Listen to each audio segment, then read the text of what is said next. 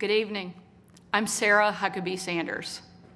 Being a mom to 3 young children taught me not to believe every story I hear.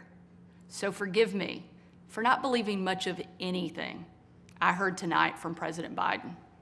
From out-of-control inflation and violent crime to the dangerous border crisis and threat from China, Biden and the Democrats have failed you. They know it, and you know it. And it's time for a change. Tonight, let us reaffirm our commitment to a timeless American idea that government exists not to rule the people, but to serve the people. Democrats want to rule us with more government control, but that's not who we are. America is the greatest country the world has ever known because we're the freest country the world has ever known, with a people who are strong and resilient. 5 months ago, I was diagnosed with thyroid cancer. It was a hard time for our family, particularly our kids, Scarlett, Huck, and George. But we kept our faith and persevered. Thanks to exceptional doctors, successful surgery, and the grace of God, I am cancer-free. Through it all, I couldn't help but think she was 20 years old and in her first year of marriage when she was diagnosed with spinal cancer. The doctors told her she might not live, and if she did live, they said she'd never walk again. And if she did walk, was just sworn in as the new governor of Arkansas and is speaking to you tonight. Adversity and fear of the unknown can paralyze us, but faith propels us to charge boldly ahead. We can't stand still in the face of great challenges. You and I were put on this earth for such a time as this, to charge boldly ahead. I'll be the first to admit, President Biden and I don't have a lot in common. I'm for freedom, he's for government control. At 40, I'm the youngest governor in the country, and at 80, he's the oldest president in American history. To surrender his presidency to a woke mob that can't even tell you what a woman is.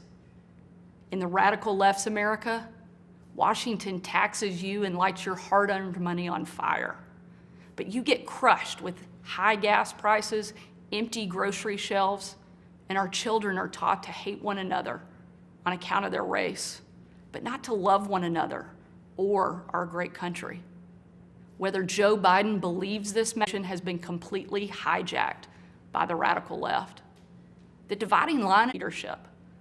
Upon taking office just a few weeks ago, I signed executive orders to ban CRT, racism, and indoctrination in our schools. Eliminate the use of derogatory terms to authoritarian mandates and shutdowns. Americans want common sense from their leaders, but in Washington, the Biden administration is doubling down on crazy. President Biden inherited the fastest economic recovery on record, the most secure border in history, cheap, abundant, homegrown energy, fast rising wages, a rebuilt military, and a world that was stable and at peace. Breaks for every parent who has lost a son or daughter to addiction. 100,000 Americans a year are now killed from drug overdoses, largely from fentanyl pouring across our southern border. Yet the Biden administration refuses to secure the border and save American lives. And after years of Democrat attacks on law enforcement and calls to defund the police, violent criminals roam free, while law-abiding families live in fear. Beyond our border from Afghanistan to Ukraine's weakness puts our nation and the world at risk. And the president's refusal to stand up to China, our most formidable adversary, is dangerous and unacceptable. President Biden is unwilling to defend our border, defend our skies, and defend our people. He is simply unfit to serve as commander-in-chief.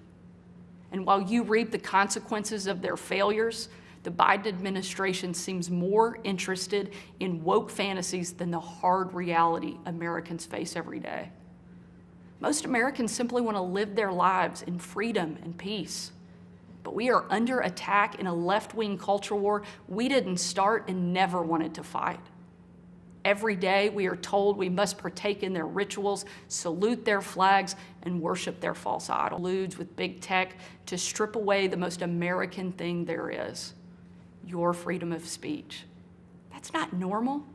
It's crazy, and it's wrong. Make no mistake, Republicans will not surrender this fight. We will lead with courage and do what's right, not what's politically correct or convenient.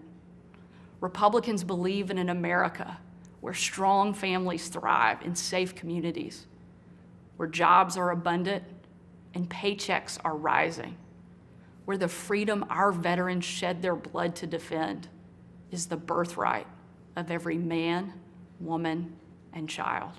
Principles Republican governors are fighting for, and in Washington, under the leadership of Senate Republicans and Speaker Kevin McCarthy, we will hold the Biden administration accountable.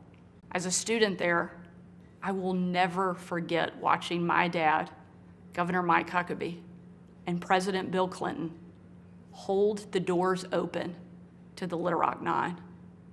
Doors that 40 years earlier had been closed to them because they were Black. Today, those children once barred from the schoolhouse are now heroes memorialized in bronze at our State House. I'm proud of the progress our country has made, and I believe giving every child access to a quality education, regardless of their race or income, is the civil rights issue of our day. Tomorrow, I will education package that will be the most far-reaching, bold, conservative education reform in the country.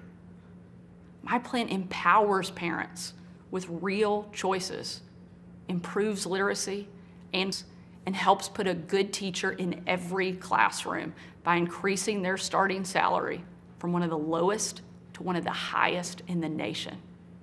Here in Arkansas and across America, Republicans are working to end the policy of trapping kids in failing schools and sentencing them to a lifetime of poverty. Educate, not indoctrinate our kids, and put students on a path to success. It's time for a new generation to lead. This is our moment. This is our opportunity.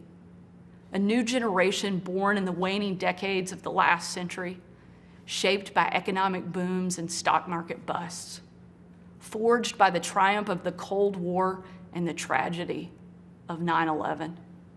A generation brimming with passion and new ideas to solve age-old problems. A generation moored to our deepest values and oldest traditions, yet unafraid to challenge the present order and find a better way forward. If we seize this moment together, America can once again be the land of the free and the home of the brave. During my 2.5 years at the White House, I traveled on every foreign trip with the president. A trip I will never forget was on December 25th of 2018. My husband Brian and I had just cleaned up wrapping paper that was shoved into every corner of our house, thanks to our 3 kids.